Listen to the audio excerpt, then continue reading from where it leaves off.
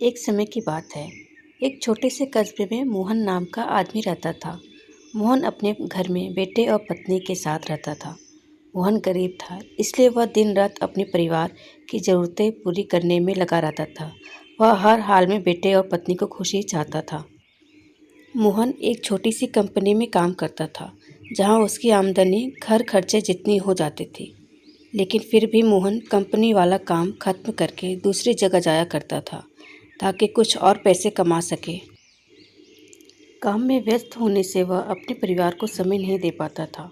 मोहन 24 में से 15 घंटे घर से बाहर काम में निकल जाता था। रात को देर से आता और सुबह जल्दी जाता था। इस तरह कुछ दिन बीतते गए। एक दिन मोहन की पत्नी ने उससे कहा कि आप पूरे दिन काम करते हैं और हमें समय नहीं देते हैं। वैसे भी हमारा खर्चा आराम से निकल जाता है, तो आप इतनी मेहनत क्यों करते हैं? हमारे पास जितना है उसी में हमें खुश रहना चाहिए। चलिए आज हम तीनों कहीं घूमने चलते हैं। तब मोहन कहता है कि बस कुछ समय मुझे और मेहनत करने दो, फिर आराम ही आराम है।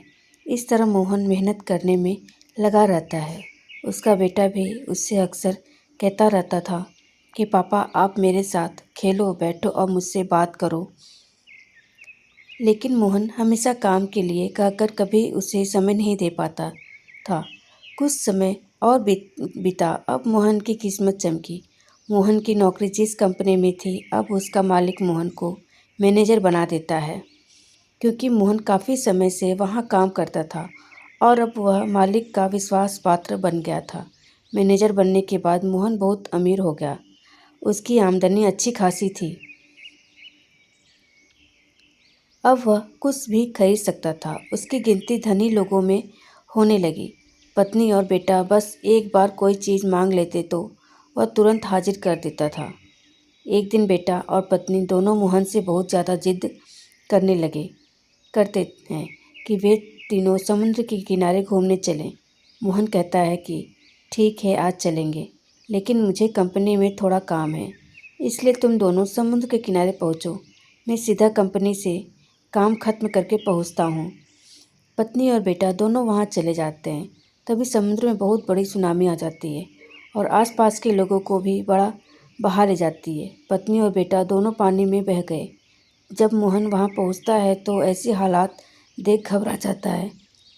उसने हर जगह देखा, लेकिन सब कुछ नष्ट हो चुका था।